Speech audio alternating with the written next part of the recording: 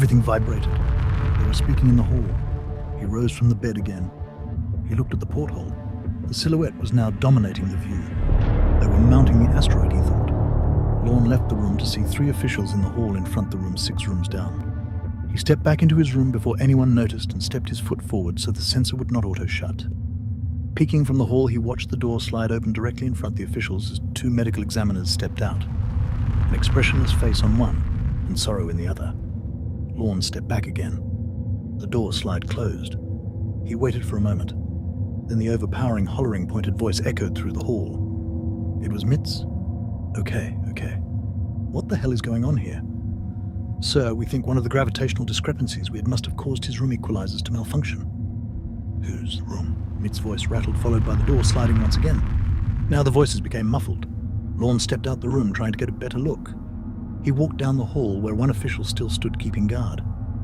Hey, just on my way to the bathroom, Lorne said. Quit the bullshit, man. I know you are curious. The guard rolled his eyes. He was one of the shuttle's original security units.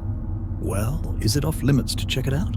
Look, I do not see the security threat, but I also do not want to get in trouble, so just stay back till the man tells us what to do. Lorne stepped forward a little bit more. Whose room are they inside, he thought. I just woke up. I assumed we have mounted to completion. Lorne said, coming even closer. If you think these vibrations are the mounting we warned you about, you've got another thing coming. The guard laughed. It's about to get real shaky. This is not like docking at a space station or landing on a Mars depot. We are literally flying alongside a rock. The extraction field is not stagnant location. We must catch on this spinning space boulder, then match its velocity and gravitational force. You must have done this 1,000,000 times before. 30-second, time today. Just trying to help. I watched the brief. Then you know that there is going to be a moment where we are off our ship's equalizers, and we got to sync with this asteroid. It is going to be overwhelming. It already is loud. It is hard to imagine I am the only one awake right now. These guys are awake, believe me. You are just the only one with the balls to investigate. He nodded his head back at the door. I am a journalist. Lorne could not help to brag. Oh, don't tell me that. He paused. Matter of fact, get back in your room, buddy. He shooed off Lorne. Lorne retreated to his room with his hands up sarcastically. The door slid open behind the guard. Lorne barely slipped into his room as Mitz stormed out. He looked flustered. With Lorne's foot blocking the sensor, he worried his open door would attract Mitz's attention. He peeked his head out to see Mitz exit the hall. The others followed out the room, behind him holding a large yellow body bag. Lorne felt his stomach drop as he looked at the guard whose eyes were desperately pleading with Lorne to be discreet. The men lugging the morbidly distinctive shape of a lifeless body wrapped in hazmat material exited the hall abruptly, but the last guard remained. He stood there poised back into the robotic sentry soul he was trained to embody. Lorne stood by the door. He wanted to ask him. He wanted to know more, though there was something he found extra terrifying about his predicament. He was there to obtain information. The right information, that is. So, if things are not going right, what is there left for him to do? Lorne stepped back slowly until the door closed. He sat down. The vibrations wouldn't allow rest. Moments later, a massive screeching sound rumbled through the entire ship, and the universe began to shake violently. They were mounting. Lorne got under the covers once more in the vibrating bed. He held on and waited. The flashing orange lights began. Lorne jumped to attention. There was a mount in every room with belts against the wall. The shaking now began to feel like intense spinning. He struggled to balance as he gripped the handles of the mount. Lorne strapped himself in and prepared for the ensuing chaos. All passengers and staff, strap in immediately. The intercom roared. Prepare for gravitational equalizers to shift as we officially transfer over to the extraction field's equilibrium. Lorne could feel his toes tingling and his cheeks begin to pull back. The ship was spinning like a massive centrifuge. Lorne wondered what Mr. Bruck was doing.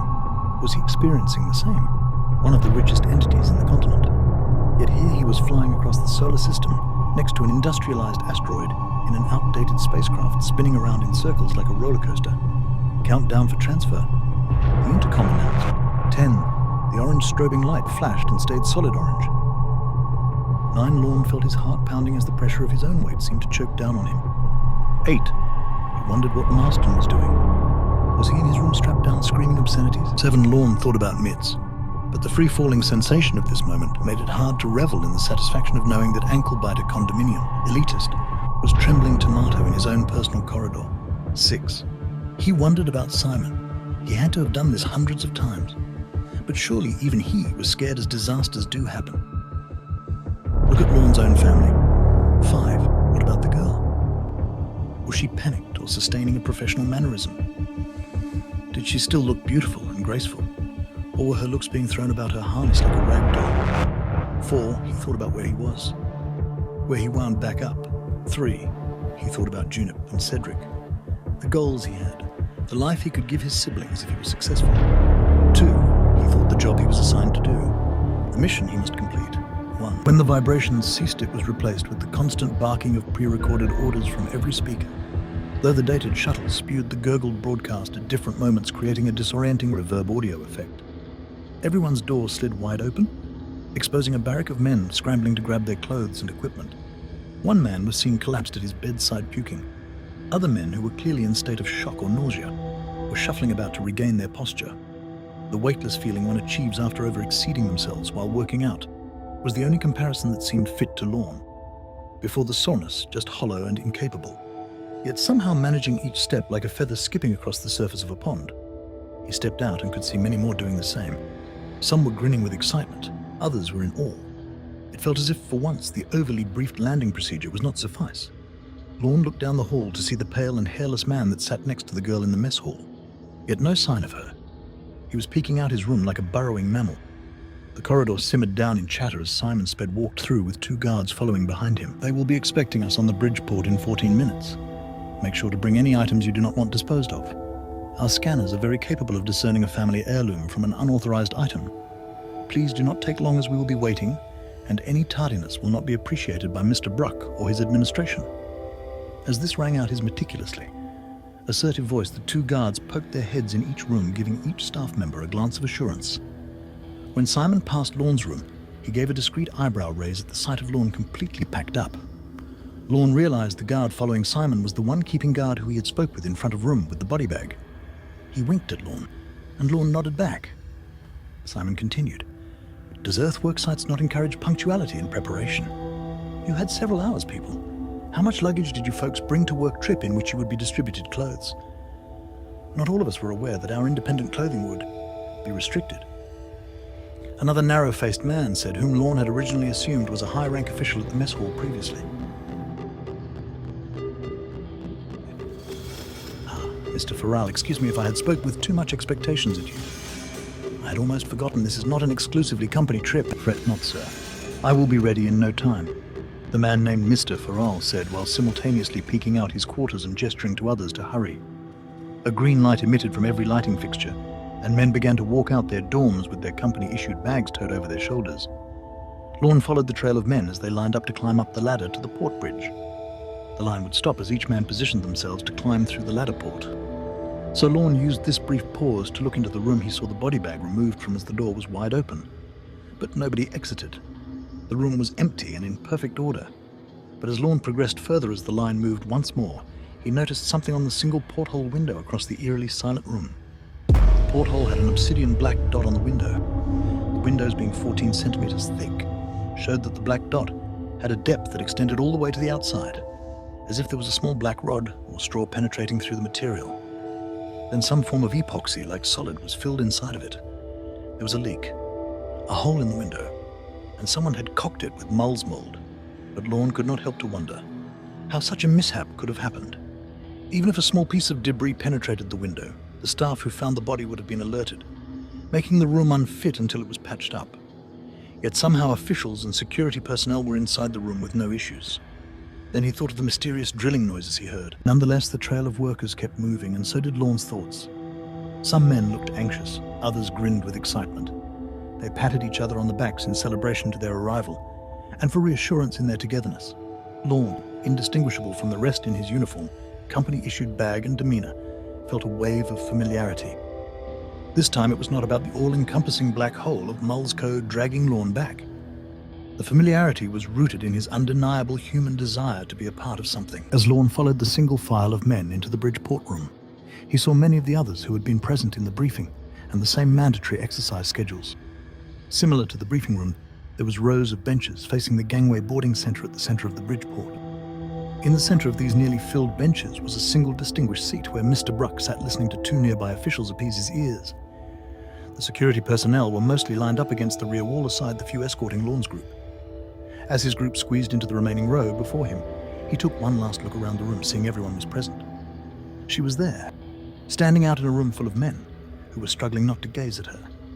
Some of the ambiguously titled officials amongst Lorne's group had split off to sit amongst their peers at other benches. The pale man sat alone. Sir, instead of sitting the bench that crowded quickly before Lorne, he sat with him. The small chattering continued, though the seating choice garnered a look from Mr. Bruck, who turned his large head around. The pale man and the girl looked at each other with eyebrows raised.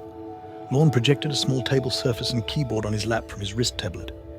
The footsteps ceased finally, and the chatter of men went quiet. Well, we are here. No introduction needed, they said. But there is just no way to keep my mouth shut. The words rang out Mr. Bruck's barrel chest like a megaphone. The room that felt more like a game show auditorium to Lorne rung with a submissive laugh. Mr. Bruck was in the center, where the host, or better yet, judge, sat from his throne, ready to be applauded and appeased. When I inherited this company through the skillful and tactical leadership that got me elected for chief CEO, I knew the power it held. Mr. Bruck paused. Though I would have never imagined the skillful, dare I say, patriots. Anyways, the patriots of Mulls that I would have the opportunity to be amongst. The integrity shown here is an exemplary symbol of what Mullsco can and will continue to do. Mr. Bruck placed both his hand on the armrest on each side of his chair. Mitt stood up. The mantra. He barked. All but Mr. Bruck stood and stepped forward, some with grace, while others looked around for guidance. United in company, together we rise. Integrity trialed by flame, no matter the size. For prosperity and expansion and the comrade who dies. We eat in the ship, we sink in the ship, ocean or skies. The combination of voices swarmed into one. They all sat down at once. The lights dimmed, and the game show stage comparison in Lorne's mind only became more prevalent. The spewing of several gaskets seeped into gangway entrance as the twisting and shifting of machinery vibrated the room. The doors opened as fog poured into the room covering the exit. Everyone sat in silence and confusion. Then, a single figure stepped forward out the mysteriously foggy entrance. He was holding some flute-like music instrument, and as the fog cleared, 4 more rows of men equipped in full marching band gear began playing. Lorne could see the Mr. Bruck's eyebrow creases ease in tension even from his rear seating as they began playing a triumphant song. While the band performance that was occurring was impressive to Lorne, he could not help to already see through the facade of this polished existence. The men playing the instruments' eyes were sunken with dark rings, and they all were thin. The drummers looked like malnourished skeletons. Lorne, not large himself, could see the excessive shadows in their bony faces distinguishing themselves from his own type of leanness. Their jumpsuits were a dull lead grey colour. Looking through gangway entrance was like looking into a portal. Another dimension where colour did not exist, yet their instruments poured an enthusiastic tune of prideful ceremony that seemed to contradict itself to Lorne. Or perhaps it was perfectly in theme, like the target practice drummer boys who marched into gunfire as a mortal extension of a larger cause, existing only to add to an aesthetic, to a cause that does not recognise their individual right to live. Lorne could not help to smile at the sight. Everyone played as if Mr. Bruck had the authority to remove their heads. The atmosphere felt like the grainy refurbished holograms of pre-World War III dictators he was shown in school. A bunch of emaciated men stripped of their individual will and designed to stand for someone else's power. But they were damn good though, Lorne thought. He chuckled and looked around the room for Marston. Even if he was a plant for Mullsco, he was still Marston, a jester in a jumpsuit, one just as under pressure as him mentally. Lorne looked at the thin, pasty men as they blew on their wind instruments, and he realized something. Marston is just like them, just trying to do what he has to. Lorne kept scanning the crowd, then his stomach dropped. There was no Marston. Marston was nowhere in the room. Lorne's eyes stung. His throat tightened. He glanced at Simon, then back at the band performance. He thought about his dream, his memory, the times sitting under the bridge as they practiced drills to try to finesse their placement scores, the times they would pass the flask together. In his mind, just like the dream, they were sitting together in the transit cart. Just like the dream, he was gone. In his mind, Lorne saw the yellow body bag being removed from the room, the hole in the window, the drilling. Then the filled cocked-in porthole. The music stopped and the benches erupted in clapping. Following the ensuing silence, a gaunt man in a more higher-ranking grey uniform stepped from the center of the band as the performers parted down the middle of the gangway. All welcome. It is a great honor to be amongst you all. My name is Fabian. I am head of security here. Lorne could not help but to glance at Simon, who was standing with his arms crossed in the very back amongst his own. I have been informed and watched myself the briefing videos that you all have been privy to. Unfortunately, they lack a few fundamental components that will allow for an even easier exchange of passengers. Mitt's eyes widened as he winded himself up to bark a rebuttal in defense of their preparations, but the officer named Fabian continued. First amendment to your policy will be that all men boarding the ship will be referred to as the guest to keep things efficient except for Mr. Bruck. He will be referred to as the head. Mitz looked both flustered and powerless. Mr. Bruck looked infatuated with the honor. Secondly, only select people will be allowed to venture into the cavern with the mining teams. They must wear oxygen masks along with a pressure stabilizer vest. The vest is essential because it will monitor the constant shifting pressure of the asteroid even when outside the ship. Third, it is imperative that this is understood. The top and entry point we are currently in is the only part of this facility that protrudes past the surface. Once we go further down, you will find that the facility is completely sealed beneath the terrain of the asteroid like a massive expansion screw. With that radiation deflection, the before-mentioned gravity stabilizers are creating an artificial state. Remember, we are still flying in an asteroid with altering velocity. We are not on a stagnant planet. He paused, making sure he had everyone's attention. It was apparent this was not planned. It was compulsive. With that, if discrepancies do occur and the orange light flashes, all guests will be... Sir, Mitz barked, expected to grab the nearest handrail and begin strapping into the nearest available mount. Sir, Mitz tried to interrupt again. In the event of the purple flashing light, Fabian continued. Lorne, amused by the chaos and cherry-red complexion forming in Mitz's face, looked for Simon. His arms were still crossed, but his eyes sparkled with a restraint in laughter. Mitz stood up now. Sir. On behalf of all of the guests, we are deeply appreciative of your custom introduction. But I assure you that all personnel that needs to know, do know. It is my duty to ensure safety of all my passengers, Fabian said. But I will trust that your discretion is enough. Thank you, Mitz said, still not seating. Now, if you can imagine, we are all very eager to board the ship. Oh, we were just about to do our slam poetry performance, Fabian said, and the band behind him erupted in chuckles. When the guests realized it was a joke, they all laughed as well. Fabian gestured for the guests to rise and follow. And so, the entire audience to the bizarre display rose from their seats and made their way to the portal that seemed to remove color. Yet when the first guest crossed the barrier into the ship, the color of their jumpsuit did not yield. And at that moment, Lorne could not help to feel that they were the color infiltrating the ship. They had entered a massive chamber with high ceilings. Here an ocean of officials, all in slightly less faded grey suits, paced around while paying no mind to the entering guest.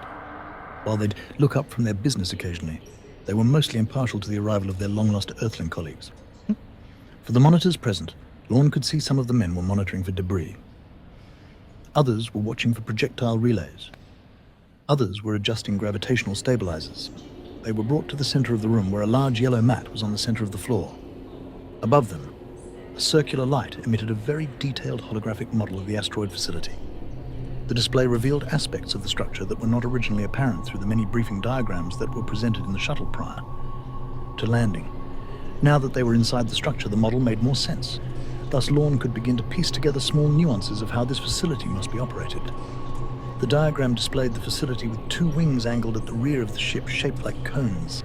There are actually massive drill ports where miners were stationed inside using even smaller drills to penetrate even further with manually controlled machinery. In order to clear more room within the asteroid, the drills extend out and grind the core down like a blender. Then they penetrate several smaller drills to clear space for miners to explore in. In total, the structure almost resembled a giant wisdom tooth. Only the roots were these before-mentioned massive mechanical drills that resembled an insect with the facility's many intricate little artificial tentacles.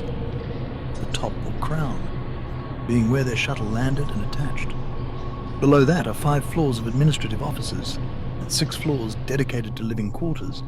And then there was the processing refinery and extraction consolidation facility where approximately 40% of the team was. The 2 massive drills in the structure had a hollowed-out core where a ladder extended through the many floors that became narrower as they went.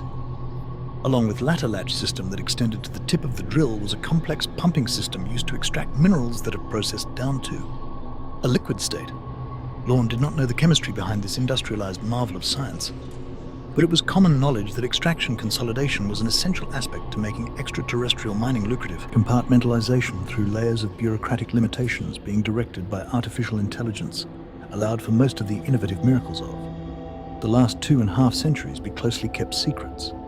Just as the nuclear age families owned a TV, but rarely knew how they worked. Contemporary people had limited knowledge on things like gravitational adjustments, or how millions of tons of steel can be processed down into consolidated liquid states for easier transport. Civilization's educations were steadily guided by forces that did not encourage innovation outside of an institution. The drills extended, then cleared space within the asteroid. Then teams of miners would scout through the caverns created. They would carry the before-mentioned drill pumps attached to multi-stabilizer nozzles so they can siphon their accrued resources into the ship. Lorne vaguely understood that the multi-stabilizer used a proton simulator to quickly alter the nuclear properties. He only knew because the radioactive laser emitting from the nozzle when activated is highly cancerous and prone to devastating work accidents that have wiped out entire stations. Yet by miracle the staff of Auris K were still alive after all these years. When Lorne thought about it, he recognized it actually was impressive. While Lorne had his deeply guarded criticisms, he was forced to acknowledge that Mr. Bruck had managed to sustain a facility that was notoriously destined for failure. Lorne took his eyes off the vivid holographic projection. He looked around the massive administrative quad center as the newly arrived team stood in awe at the staff members in a focused commute. The organized chaos of supervisory staff, security, and other administrative specialists chattering away on mouthpieces while zipping and buzzing around their own respected paths, demonstrating just how much life was teeming out of this Trojan asteroid. Some of the agents were walking back and forth, clearly frustrated. They were leaving transmissions, and one passed just close enough for the guest to hear. Option 2 is premium pricing. Your last inbound was 192. You got to stock up big now. Transport outbound JD 199 is last chance till 206. They were brokers, though even their communication was limited to a bi-weekly unmanned pod filled with recorded data launched at Mars. There, the rest of the information would be relayed in real time, and responses would be launched back in projectile signals relays. As the team stood there, 4 crewmen approached, all wearing different uniform. One man in military-grade uniform walked up holding a bright neon red card. To this, several of the guests got into line behind him. Then an administrative-looking agent walked up holding a fluorescent green card. The pale man and the girl amongst a few others lined up with him. The last 2 crew members with color-assorted cards were in mundane grey jumpsuits. One raised a blue card and several of the engineers got in line. The other, a much younger man with an eager-to-please face, raised a silver card. Lorne looked at his own wrist tablet as the silver square appeared on the corner of it, indicating his group. Then, to his surprise, he saw Mitz right behind him in line. A discreet panic attack began to ensue, but it was shocked into a dormant state when Lorne heard the overpowering voice of Mr. Brooke call out for Lorne. Lorne looked back to see him, Simon and Fabian, looking at him. Lorne waved. They all looked at him in confusion as they gestured him to get closer. Lorne stepped out of line and approached the 3. Mitz peered at Lorne as he walked past, trying to know the meaning behind this.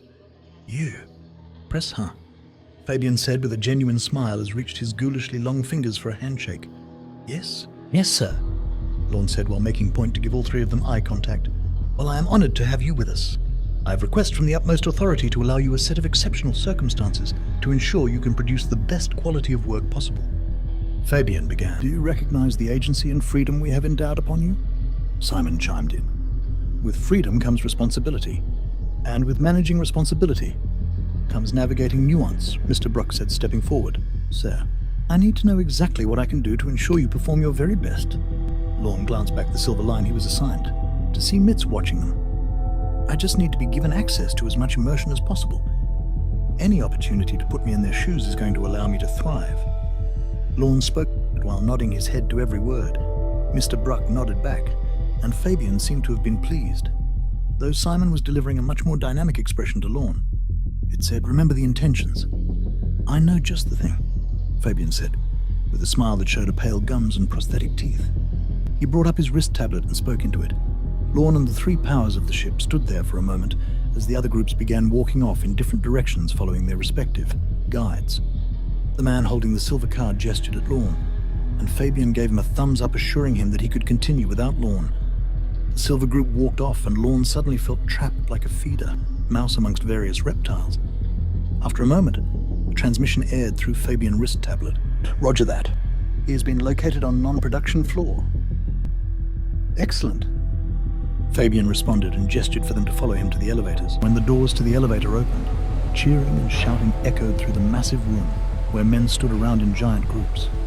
Men danced in circles in various groups while stomping and clapping collectively to the same tune.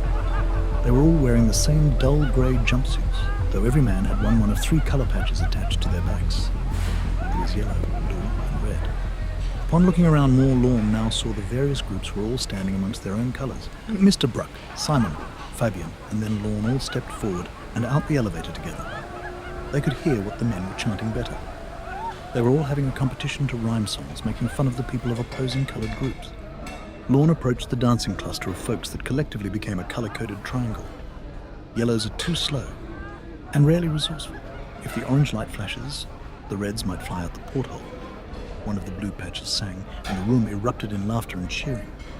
The blues are all exhausted, because all they do is yap. The yellows are like a faucet, always the first to tap. A few people booed, but the red patch team tried to drown it out with their cheering as the man slithered back into his red group. Lorne was fascinated and amused. The men, despite looking like they were a few meals short, looked like they were in good spirit.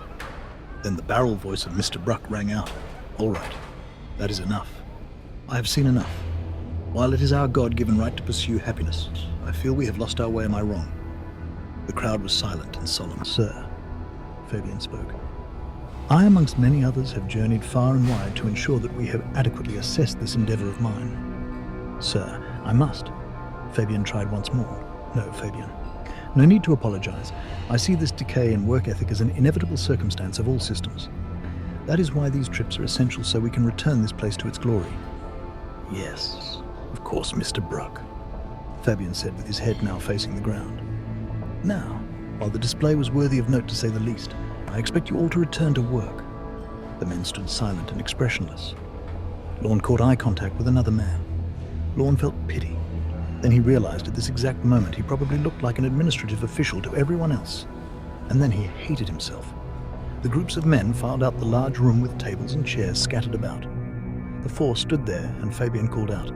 Rupert, a youthful-faced man with red patch on his jumpsuit, jumped out the crowd and jogged over to the 4. "This man will be chaperoning Lorne," Fabian said. Lorne and Rupert both looked each other up and down like 2 toddlers befriended by the guidance of their parents. Rupert reached for a shake, and Lorne met his hand to find a dry, calloused skin. Lorne saw that Rupert, Fabian, and the rest of the inhabitants of Aureus K all looked clean regardless of status, though they all seemed to suffer from some eczema-like condition. "Absolutely, sir. Any particular direction?" Rupert spoke concise. "First and foremost, safety," Fabian responded. "Hello, Rupert. I would like you to show this journalist from Global Examiner exactly what you workers do out here. Give him a taste of the arduous work that we all cherish. None of this horseplay, though. I won't see any of that, will I?" Mr. Bruck inserted himself. "Sir, this is..." Rupert began, but was interrupted by Fabian. "Mr. Bruck, I was trying to express to you moments ago. This is the one and only designated leisure and recreation room." Fabian paused and looked at the last of the workers who were currently disappearing into the locker rooms to begin work. "You see, this fraction of employees you just sent back to work are on their single day off they get in a 14-day cycle."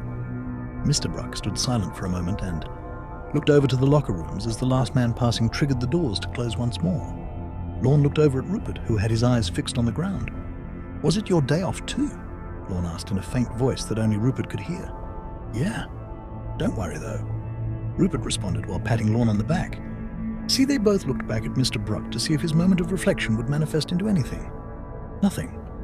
Or perhaps if it was pure defensive.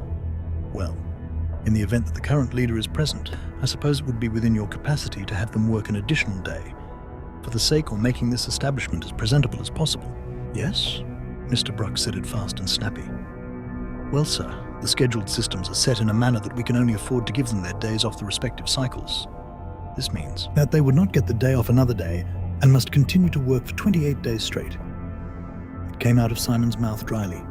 "Precisely," Fabian said. "Well, what is done, Mr. Bruck said. And this will go down as one of many opportunities to demonstrate the crew's willingness to adapt." The hot air leaving Mr. Bruck's mouth seemed to ring in everyone here like an alarm clock. Not because it was obnoxiously naive, but because it acted as a reminder that the logic they were operating on melded to the reality of Mr. Bruck. In an operation that required constant consideration to maximize efficiency and yield, a new dimension was added to the pantheon of variables. The fragile ego of a man who is fit to lead only in broad strokes. As he inserted himself further into the intentionally compartmentalized specifics of the industry, His poor micromanagement revealed just how inept he was. Similar to the tradition of the Dalai Lama in the vanished land of Tibet, Mr. Bruck inherited or scored a placement that propelled him into the high trajectory work of entrepreneurship and executive-level business management. To some, it is a lottery of nepotism, genetics, or artificial intelligence diplomatically rewarding high-producing lineages. Circumstances economically ordained by luck and given safe passage by policy. To others, it is a tried and tested approach of clearing the path of unworthy competition. That way, the demigods who walk amongst us, who create land bridges of steel, and space station cities can realize their potential. Mr. Bruck was a demigod. He altered reality and gives life to this rock. Yes, indeed. I hope we continue to show you how well we operate under change, Fabian said while making sure to look at Simon. The group began to walk off, but Lorne and Rupert stood there for a moment. Once the radiating sense of anxiety simmered, Rupert pointed at the locker rooms. "So, I'm supposed to show you everything, right?" Rupert said with a laugh. "I think we can pass on the rib cages." "Good. It's going to be crowded and dank in there." "Well, maybe I should take a look then. Here to sniff out the issues." Rupert snapped back, as if he did not process the facetiousness in Lorne. "What is with you guys?" Lorne gave a light-hearted chuckle and continued. "We were sent here to express to the rest of the world how well of a job you do, even under hard conditions." You mean outside of Mars?" Rupert stepped back. "Global Examiner," Lorne said. To this, the mild-mannered Rupert quickly turned around and paced over to the exiting Fabian. Lorne could not hear what was said, as he stood stagnant in confusion, though he could see Rupert's eyes looked concerned. Then, Fabian, who gave an embarrassed smile towards Simon, and Mr. Bruck put his hand on Rupert's shoulder, said something that conjured a nod of acceptance from Rupert before Rupert paced back over to Lorne. "I take that, as everything is in order?" Lorne could not help to inquire. "I just needed to clarify some things. Seems you really are getting quite the detour." Lorne and Rupert walked back to the elevator Lorne had arrived from. Rupert pressed several keys on the elevator pad, and the subtle weightlessness of elevation change ensued. "All right, man. This is where we sleep," Rupert said, unenthusiastic. The room was a massive hexagon with the ceiling at least 20 meters high. 8-layered bunk beds filled row after row with complex scaffolding and stairs. Lorne could see that the original structure was only 6 layers, but there were 3 D-printed Mulsmold beds attached, adding 3 more layers. In addition to these modifications, there were several beds that had been combined together to allow several people to lay in the same bed, but horizontally. Lorne's immediate reaction was of sorrow seeing these tightly quartered bunks. But when Lorne examined this intricate citadel of workers and their complex system, he realized there was a purpose. In several bunks, there were small businesses being operated. One bunk advertised noodles and had a heat plate and other cooking amenities. Other bunks had boot repair ads, while some bunks were being used as seating for a DIY theater as films were being projected against various sheets, hanging over closed-off sections. In some ways, it resembled the chaotic atmosphere of Kowloon City, while also sustaining a miniature economy organized through the supply and demand that the company commissaries cannot provide. There had to be 10 aisles of rows of 40 bunks on each end. In the center of this massive quarters was a miniature amphitheater. It was covered in a sloppily drawn map of Aureus K. Mine shafts were crossed out and others highlighted. Lorne tried to absorb all he could, but Rupert walked quickly through the halls of metal bunk frames. "Do you guys have a workout area?" "Yeah." "The mines," Rupert responded with a laugh. "No, seriously. I've been on a treadmill for the last few weeks because of this pressure equalizer bullshit," Lorne said, following behind Rupert. "That's all a bunch of bullshit they tell you, Earth," Rupert said. "We're in an ultramodern gravitational balance rig. It is meant to stimulate Earth gravity." "Yeah? So is everything else," Lorne said, starting to get annoyed with Rupert's distrustful demeanor. "Okay, so then why would it be necessary for you to work out to compensate for non-terrestrial gravity?" Rupert snapped back. "Data has shown otherwise. There is a reason the exercises are still mandatory." Lorne stopped walking, and the ceasing of his footsteps seemed to alarm Rupert. Workers assigned to alternating 12-hour shift were lost in their own world. Like the inmates of the old days withering away in small tasks to keep their society in motion and their minds off the torturingly mundane existence. One winked at Lorne from his bunk, turned boot repair. "How do you guys trade currency if you guys are all paid by credits?" Lorne asked. "You would be shocked to know the level of record keeping that goes on in our little society we've got going on in here. Sure, I cannot pay for a boot repair or chili noodles with the money, but I can log myself in to reimburse in a service. Most of us have a side hustle. I clean equipment. My buddy Nash, he fixes scanners. So on and so on. Rupert seemed proud of the society he and his fellow co-workers shared. They both entered another elevator shaft from across the room. As they entered one, they could see neighboring shafts now crammed with employees who were shuffling around trying to hide their obvious annoyance. Lorne thought he had it rough at the Examiner. Never could he imagine the state allowing a terrestrial corporation, allowing 14-day, 12-hour work cycles with 1 day off. Now these overworked men were forced to work continuous for nearly a month, all for the sake of performative gesture to a leader who would sell out their entire work site if it meant sustaining his influence. The shaft opened, revealing the platform above the drills. "Don't we need masks and equipment to enter the platform?" Lorne asked, afraid to leave the shaft as the dark cave walls surrounded them. "No, that is before below the drills. This whole area is safe to breath because there is oxygen amongst other things getting pumped through it," Rupert said, stepping out, and Lorne followed. Lorne's time in the refineries of Mars had accustomed him to seeing intricate artificial cavern systems. Though in Mars, the cave walls were a distinctive red and bronze color that swirled with each indentation of the massive hot drill that was used to bore the facility. In contrast, the caves of Aureus K were the color coal, though its rough surface area reminded Lorne of volcanic rock. The two made their way across a metallic platform that's purpose doubles as a facility overlook and the entrance to the drill shafts. When the two made their way to the fieldwork drill entrance atop the surface of the platform covered in dark cave walls on all sides, Rupert stopped. "When you enter this part, you must approach this ladder from top first," he said nonchalantly. "What the fuck does that even mean?" Lorne said with his arms raised. "Head first."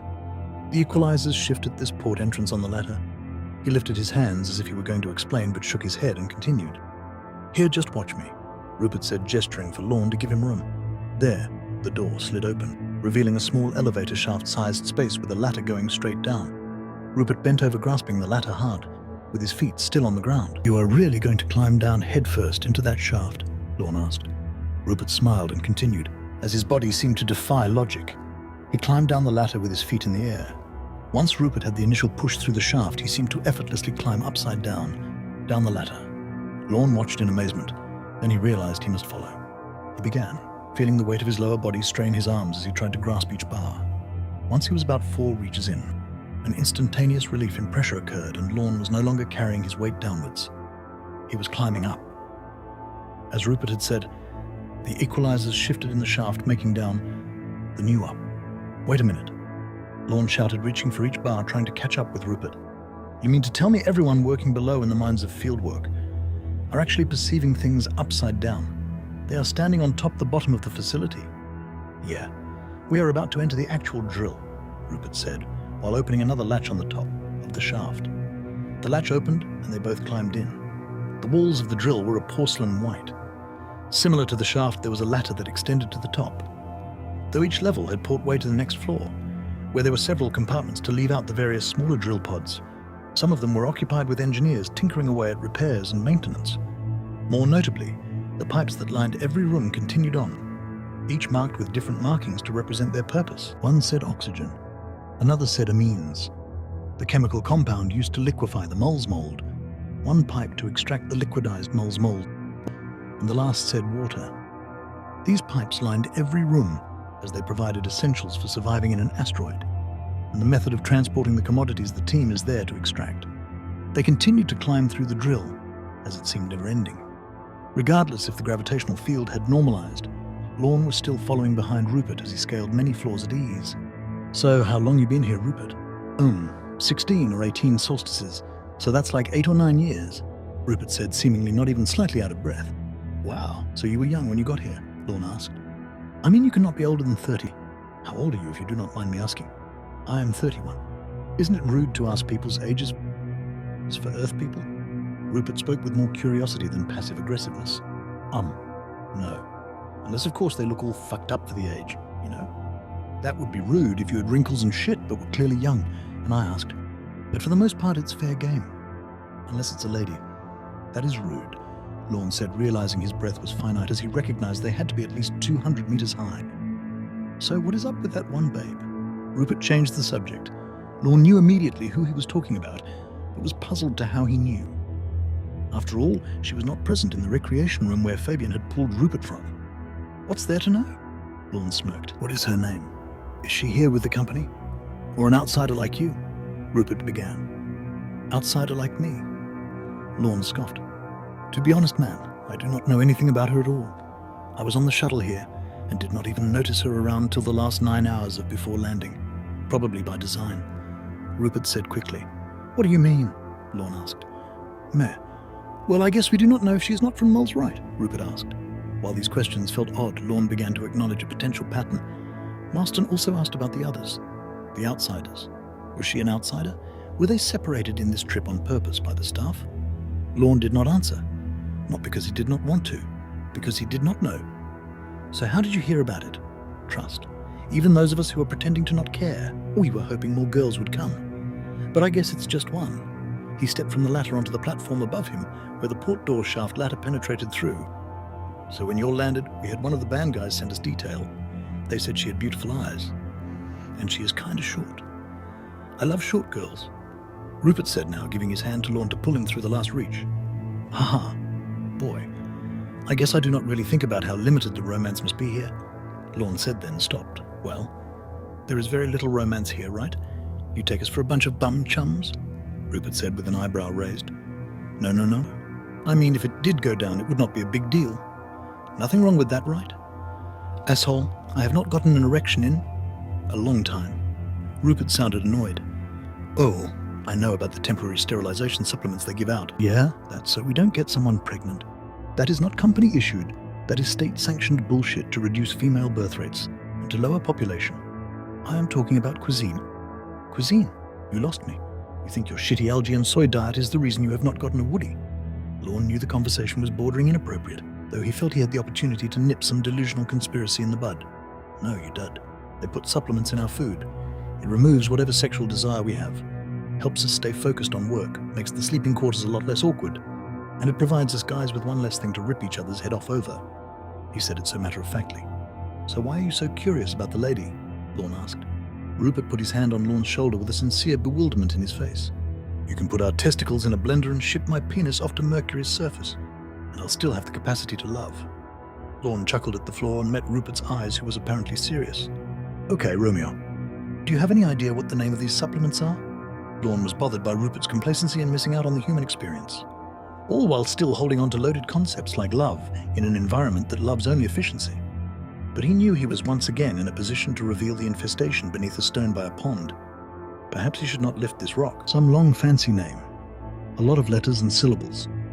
Not really my specialty in knowing that kind of stuff. Hence why I'm here. What was your score? It popped out Lorne's mouth like food too hot to swallow. It was not just for Lorne. The question was for everyone that is and has ever gone through what he and his sister are enduring. Same as what we all got in my home station. Rupert said it as if it was obvious. Hef-03, Hephaestus, Lorne blurted. You have any idea about him? Not the slightest clue, Rupert said as he approached a drill shuttle. He turned a few knobs and gestured for Lorne and to get closer. Within the shuttle, they both put on a mask and a chest piece for pressure. Before Lorne officially slid the mask over his mouth, he said, it was a personality based off the mythological figure who worked the forgeries of Olympus. A craftsman who took immense pride in his work. Rupert did not respond to this. Walked behind Lorne to make sure both his mask and chest piece were fitting correctly on Lorne. Would you say you take a lot of pride in your work, Rupert? Lorne asked through the mask, which altered his voice to sound high-pitched. What the hell? Haha, yeah. You may be a fancy writer all good at talking, but we all sound like cyborg munchkins down here. Rupert laughed in his petite-sounding robot voice. Lorne noticed a large twist knob on the back of Rupert's chest piece, where it strapped to his back. He reached for his own back and felt the same on his chest piece back strap. Is this knob how I take it off? Lorne asked. No. That is good old-fashioned pressure adjuster. In case pressure equalizers fail in the asteroid, this will make it so we can adjust each other's casing manually. Rupert said now, pressing buttons on the drill shuttle they were stationed in. Vibrating beneath them occurred, and Lorne could see the shuttle was now expanding outward while they were in it. Rupert was directing a joint stick handle controlling the movement of the drill shuttle through a small monitor. When he found a large cave, he stopped and propped the drill shuttle inside. So if something happens, only one of us would be able to adjust the pressure adjusting handle at a time. Seems like it would only save one of us if shit got bad, enough people to sound an alarm and brief on the malfunction. Rupert said this without any thought. It was protocol. The shuttle slid into the designated cave and they could hear the scraping in the floor. Small figures moving in the distance on the monitor gave room for the shuttle to land. Lorne looked behind him to see the porcelain walls of the interior drill shuttle became a narrow hallway that extended through a retractable technology. The drill shuttle was still attached to main drill they climbed through. Yet they had extended a few hundred meters into a sub-cave, carved out by earlier drill shuttle extensions. The drill shuttle ceiling lifted in a splitting motion, and several gaskets squealed. The darkness of the caves replaced the almost artificial porcelain arcade.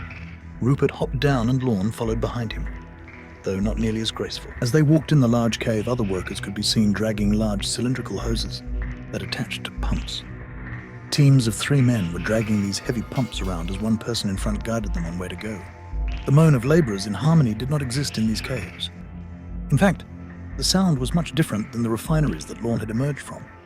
The lack of oxygen caused all sounds to be muffled. The squeaky sound of workers barking orders at each other in their robotic-sounding mask permeated a subtle feeling of life without the living. Some teams were carving new cave halls, creating cavities and trenches within the caves. They continued further into the cave, and light green artificial lights illuminated the depths of this industrial catacomb. Small spherical drones about the size of an orange flew around while observing the workers.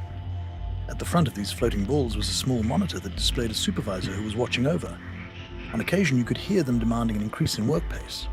A drone passed by Lorne and Rupert slowly, and Lorne's eyes met a small glaring man in supervising apparel on the screen. A voice snapped sharply. "What are you doing dilly-dallying? Get to work and grab your pump men." Rupert stepped in the way and waved off the drone. "I have been given orders by the head to give this guest a proper tour." The balls zipped around them twice. "Rupert, why are you in the caves? This is your day off, yes?" the supervisor barked from the drone.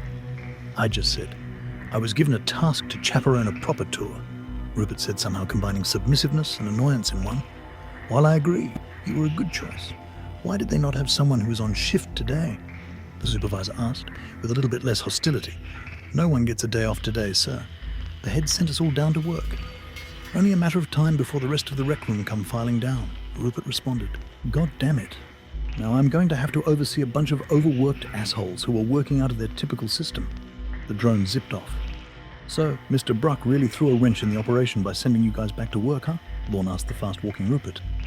No disrespect to the big man, but I do not think he knows how hard it is to squeeze an entire shift's worth of employees down into the shaft at the same time as an existing team is already carrying out their functions. Micromanaging done by administrators who know very little about the nuts and bolts of an operation always is problematic, Lorne said. Rupert gave Lorne an anxious look. He wanted to say more. He wanted to rant, but he could not. "Pull the hull. Quick!" The robotic voice was distinctly louder. It was a shriek muffled in the mask. A muffled sound of slamming and banging rattled the cave as everyone vibrated so violently they lost footing. A cloud of particles blackened the cave, and the flashing of green lights strobed as employees tried to signal each other where they were. Shouting stifled into miniature high-pitched pleas. Rupert quickly equipped his green flash lantern and brought it close to his face. He reached out until he felt Lorne's torso and pulled him close. With the light on his face against his mask, he had Lorne's head inches away so he could make eye contact through the black clouds that flowed out the cave, like smoke in a chimney. "Are you okay?" Rupert yelled through the pitch-altering mask. "Yes, I think." "What is happening?" Lorne said, kneeling next to Rupert, who was still holding his shoulder tightly. "Listen, grab my light, walk over to the cave wall, and hold on. Do not move. I will be right back," Rupert commanded. Lorne did as he asked.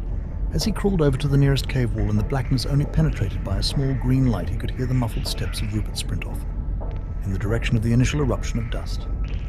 Now with his back against the wall, he used his arm to fan away the dust while waving the light to expose as much as he could in the darkness. While the screams of men stopped, he still could hear men frantically scrambling about. The sound of an engine screeched at a volume that surpassed all in the cave. It sounded like a massive vacuum. The dust thinned rapidly as the black mass of particles got siphoned through the cave. Lorne, still waving the green light, could now see figures moving. There was some type of avalanche or rock slide from a neighboring tunnel cavity being overdrilled. While the cave was more visible now, Lorne could hardly make out a handful of men passing boulders in an assembly line. They were moving with an urgency that implied someone's life was on the line. The person on top of the pile was moving extra vigorously. He was often pointing at others, giving them orders. Lorne stood up, still grasping the wall. "Rupert," Lorne yelled, but realized his mask would not be loud enough to be heard in all the commotion. "Rupert, Where are you? Lorne yelled again, stepping forward. The man on the top of the pile of rocks stopped and looked down Lorne's direction. He gestured him to stay put. It was Rupert. Lorne continued to walk to the pile where the men were trying to unbury their comrade. Rupert stopped digging again, this time yelling in a hardly understandable volume. Lorne, damn it. Wait there. Are there people crushed?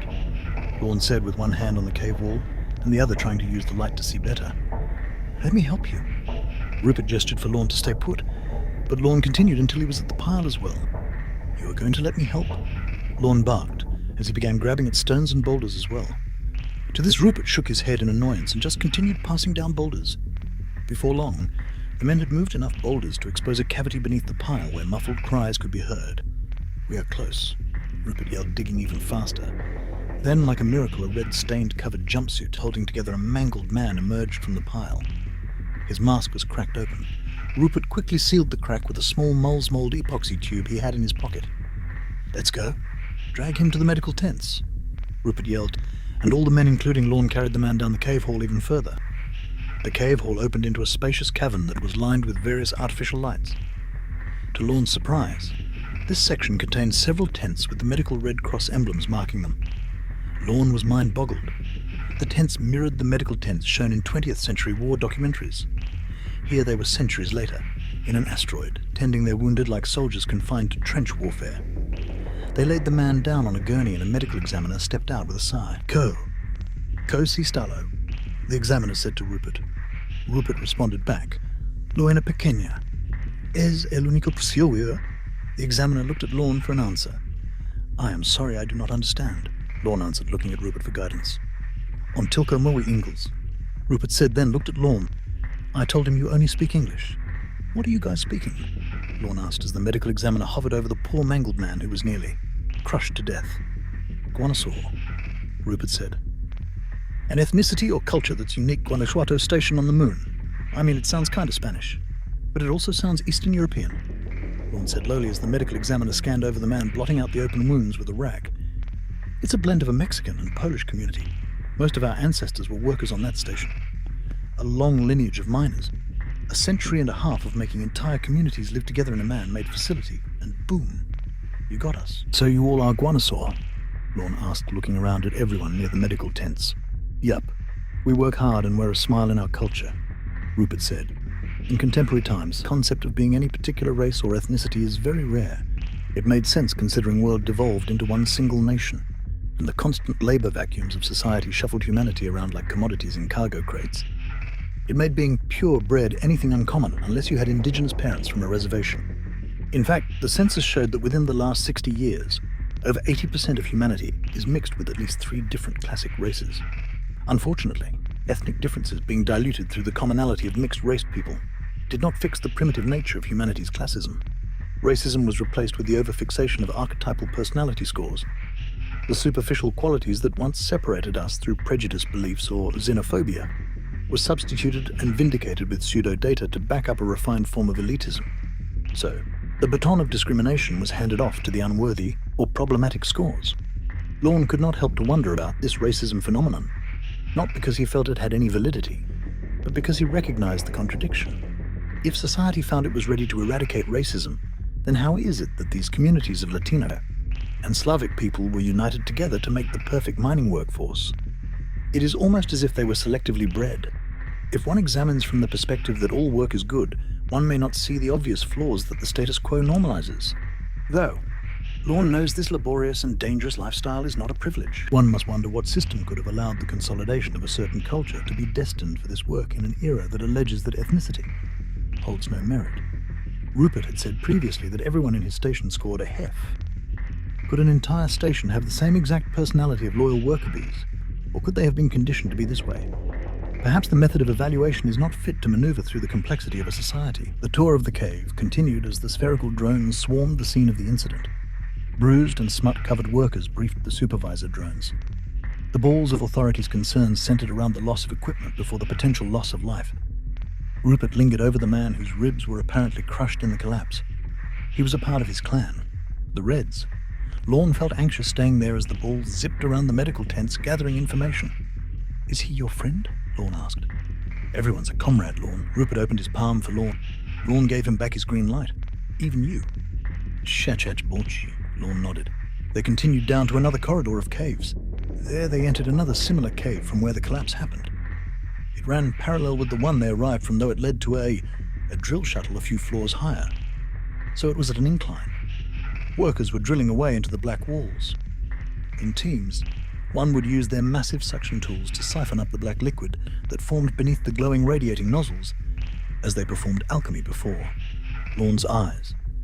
As they went further up, the cave became less populated with other workers. So, what is up with the clan thing? Lorne was nearly out of breath trying to keep up with Rupert's fast stride. I know Mr. Bruck was not amused, but I thought that little display you all were doing in the rec room was hilarious. Yeah. Well, the company found we worked better with competitive incentives. They divided us all up into clans. Rupert seemed almost embarrassed. Okay, now explain that roast battle, Lorne said, chuckling. Dare I say rap battle? I do not know what roast or rap is in this context, Rupert said dryly. But that is tradition, lineage. Mining communities used to celebrate by making fun of each other's companies in song. There is just one company, but there are 3 clans. So it gives up something to blow off steam. You think it helps? Lorne asked. The competitive spirit, I mean. Yes, it keeps us sane. Something to work for, something to bet on and fixate on. An opportunity to dominate something. Rupert spoke steadily. You guys don't watch our games back on Earth? You know, like sports? Sports are off limits? They said it was too distracting. I mean, yeah, but I doubt you guys are letting it distract you guys from work. No, it's for when we're not working too. It's completely off limits and filtered through surveillance monitoring. Rupert paused. Besides, who wants to watch reruns from Earth? What do you mean reruns? You can get bi-weekly shipments of footage and holographic data on current games. Lorne spouted, confused by his logic. They stopped doing sports, Rupert said, almost asking. They said that Earth made sports illegal because it is a waste of labor. Lorne stopped. Rupert continued, walking unaware of Lorne's bewilderment.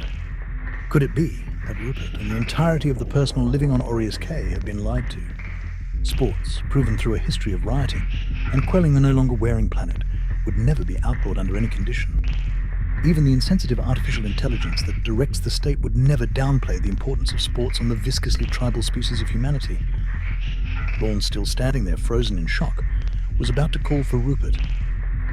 Tell him the truth. But discretion stepped in, and Lorne remembered what happened to people who did not respect the agreed-upon reality. Marston in a body bag. He remembered his purpose. He continued walking again, but as he turned around behind him in the dark tunnel of rock, he saw something peculiar. It was a man in another cavity. That's darkness made its depth ambiguous. While Lorne had already seen plenty of workers scattered amongst this maze of caves, he noticed this person stood alone. And even though it was too dark to make out his apparel, his silhouette seemed too narrow to be wearing any added gear like a mask or chest piece. He was holding a rod or a cane. The figure also was far enough that the gravitational equalizers had different effects on him. The man, to Lorne's perspective, was upside down. Additionally, the man was not working. He was standing there. Lorne reached for the green light, but remembered he had handed it over to Rupert already. The mysterious man waved his hand slowly, then stepped back just far enough to disappear into the darkness of the tunnel he appeared from. Lorne, uncertain at what he just saw, felt he once again was seeing too much. Rupert was a good distance ahead, so Lorne ran to catch up. They entered the main drill from a drill shuttle, removed their mask and chest plates, and made their way down the ladders. Exiting the ladder from top down to bottom up was not any less surreal for Lorne. The two made their way all the way back to the elevator where Rupert once again dialed something in too quick for Lorne to grasp. We are going to pit stop. Meet some of the engineers. Good folk, Rupert said, and before long the doors slid open, revealing a room adorned with massive pieces of random equipment, sparkling with the flames of mechanics welding and electric sparks snapping. Rupe. One mechanic from across the room yells, and then it was followed up with a cheer from others. Another nearby mechanic, who was using a rotating seat beneath a damaged drill shuttle tip, rolled from beneath his project. He slid off his welding mask. Rupe, what brings you to my domain? The man had thick lenses on the spectacles strapped tightly to his oil-smeared face. Best behavior, Douglas. I got an Earthling spectator, Rupert said. We had a malfunction down in the caves. Looks like they drilled too close to another cavity from the old drill. Come on. Malfunction. What happened to nozzle exploded? Douglas said, now turned back around tinkering on his project again. You listening? I said, I think they drilled too close to the other side. Ended up opening a previously cleared out section. Caused a bunch of rubble to nearly kill a guy, Rupert said, standing over Douglas's shoulder. Okay. So is this a complaint, or are you here shooting the shit with me because you got your little chaperone task giving you some allowance? Because I'm not sure what the hell this has to do with me, Douglas said, turning around again. Christ, comrade. I was just passing on some info, but since you want to be an asshole about it, you can explain to me why the nozzle sensors are not picking up on the empty space. They shut the sensors off. They would be going off way too often. This rock is becoming more empty space than not, Douglas answered while standing. He began to walk across the room, so they followed. Why the hell would they think that is a good idea? Rupert said, frustrated. Good idea to who? Douglas asked, while slipping off his gloves and tossing them into a nearby industrial-sized laundry basket filled with grease-covered garments. To the people working the damn site, Rupert practically yelled. Douglas was not fazed. Something told Lorne these heated nag battles were common between them. A dynamic relationship formed through the cross-departmental feuds of industry, yet held together by their principles, an integral desire to do their best job, despite there being no foreseeable reward. Oh, Rupert, when has our safety ever surpassed their desire to get more results? Douglas said. Rupert shot a look at Douglas. That seemed to pack enough energy to cause Douglas to make eye contact. Could see Rupert had done a slight head tilt towards Lorne, as if he was reminding Douglas who he was with. Douglas cleared his throat nervously.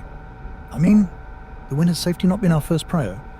Put a sock in it, Doug, Rupert said clearly, a little frustrated in his choice of pit stop. Look, I get it. The company needs results, and it has to do what it can to maximize those results. Having the machinery shut off over every air pocket would just stifle production. Let's not forget you all only have one drill wing left. Lorne spoke to break the ice. Exactly. One damn wing.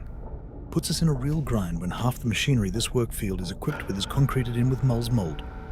Douglas said eagerly. Wait, what? Lorne blurted. The non-functional wing is filled with Mull's mold. Yeah, but it's not just broken. It's impossible to get inside it. Douglas continued, and Rupert looked uncertain if too much information was being given. I was not aware of this. I was told it was sabotaged during a Jonco, Lorne said. Who said that? Rupert asked. Mr. Bruck himself. Lorne started. He said it was ambushed, sabotaged. They told you about the saboteurs? Douglas asked. Lorne glanced around and could see other mechanics had stopped working and were eavesdropping. Yeah. Some traitors of the company, I guess, made one of the wing drills collapse. Lorne was unsure if he should keep prying. Not exactly. Douglas began. Then he looked at Rupert. Rupert looked around and nodded. Douglas continued. You see, Lorne, the Jonco was not a foreign company using buccaneers to pillage us. It was within the ship. Purely a domestic uprising.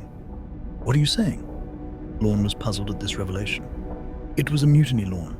The entire ship turned rogue. They cut off all communication, and they fired on our transport vessel when we first attempted our arrival to reinforce the ship. We ended up getting a 2-year land in Mars for the time being, where most of us did boot camp or warehouse work, keep revenue flowing in preparation to take the Aureus K back. When we arrived with an armada of ships, and a laser skirmish ensured we fired our laser ripping into the old living quarters, sucking half the crew into space.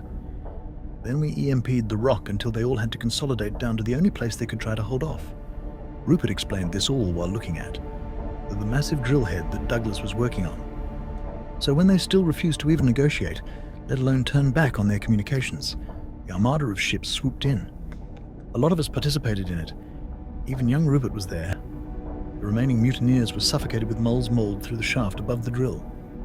Every original crew member turned rebel died. So you guys are veterans? Why did you stay as miners then? Didn't the state have anything better line up considering the benefits? Lorne asked. Haha, we do not apply to those benefits. So Mull's mold mining fleet offered to poach us back for better opportunities. A nosy mechanic chimed in as Douglas and Rupert laughed at the idea. But you were actively in a state-led armada to protect our elected corporation. Your ship was fired on. You did boot camp. You took part in the seizure of the base. And you guys fought. Lorne was very confused. We only get veterans benefits if we get trained in graduate training on Earth. The employment resource told us that. Little catch in the contract, I guess. Lorne gasped, but tried to hide his already obtuse reaction. Is this a joke? Both Rupert and Douglas looked at each other as if they were confused. Seriously, Lorne said, and then he rubbed his palm on his head. He turned around to see a sharp and neat torso of a military agent behind him. It was Simon. Lorne felt the fear come back. Would he end up like Marston? Greeting, Lorne. I heard you saw quite the commotion in the caves today. Have you documented any of your findings? Simon asked directly. No. While the facility is impressive on many levels, I did not see anything worth mentioning, Lorne said, with the last 5 words emphasized. Wonderful. Simon grinned. It was what he wanted to hear, that he saw nothing. Really looking forward to showing you all what I muster up, Lorne said, giving a glance at Rupert, who was standing at attention to Simon like a cadet near, a drill sergeant. Well, you know, Mr. Bruck. He wants you to get some content that really allows the reader to experience the prideful bliss in working unconditionally. Simon looked at Rupert. I suppose this means you can return to the caves tomorrow for more productive data. Absolutely. Lorne glances at Rupert, then Douglas. He thought about the man he saw in the dark. For now, we will be meeting in Fieldwork Mess Hall. We are aware that the guests have not been provided an adequate amount of sleep since the actual transfer, and apparently squeezing an entire workforce that had presumably been off the schedule has actually stifled operations, Simon said, as if he was fighting. Back a smirk. Had he become amused by the sudden alterations to Mr. Bruck's short-sighted micromanagement?